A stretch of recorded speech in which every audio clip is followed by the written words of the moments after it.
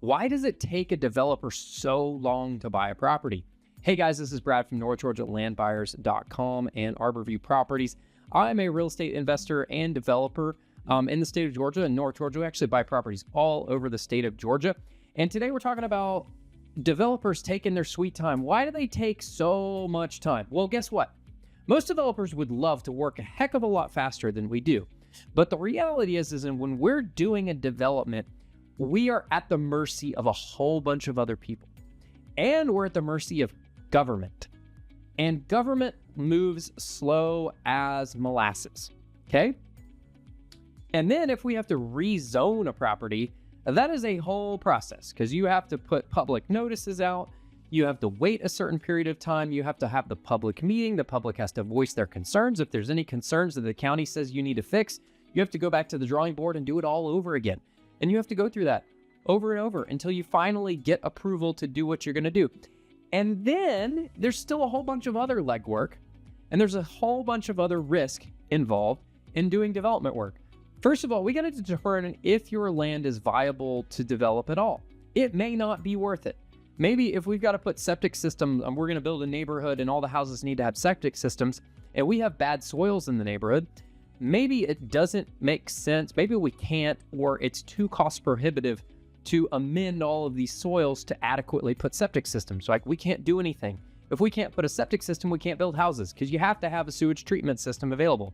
And if we don't have public municipal sewer nearby, there's nothing I can do. Or if the, closest sewer is, a half a mile away, well, that's a half a mile of pipe I've got to put in, and probably pump stations, and I probably have to get easements from all the other people that own the property in that half mile between where we are and where we need to get to connect to the sewer, and I have to pay a civil engineering company to design all of that for me, and I have to pay for most of that work. That the county doesn't pay for that. I pay for that as the developer.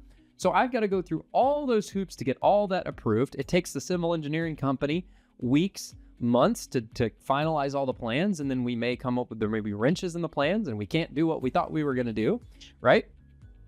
Also, we got to get survey work done. We've got to, look at, in terms of maybe financing wise, we got to line up financing.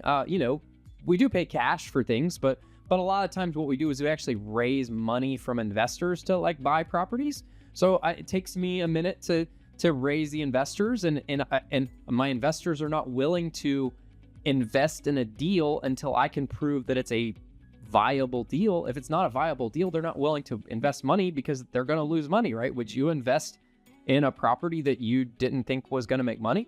Probably not. So my investors are the same way. So there's all these variables in play, and then to get these things approved takes a lot of time. You got to submit, and then they want you to make changes, and then you have to go back, and then you have to resubmit, and then you have to wait 3 more weeks for them to approve that. And then they want this change, and then you have to go back and change that, and you have to resubmit, and then you have to wait 3 more weeks. It is a painful process. And some municipalities and some counties are much easier to work with than others. But the reality is all of them are a big pain in the butt. And if I could move way faster than that, I would love to. By the way, that's how you make housing more affordable. If you can make my timeline to get a development and get houses out of the ground and build more affordable houses for people, and I can do that faster, that means I can do that cheaper, which means I don't have to charge as much money for the houses to build all the houses on the back end, which means the end buyer has less money to pay for said house. But the more complicated you make my process to get to that point, the more money it's going to cost to get to that point. Therefore, the more money my houses to the end buyer are going to cost to the end buyer, right? That's how that works. It's always worked that way. It always will work that way. And if you suggest that it shouldn't work that way, I'm here to tell you that you're wrong.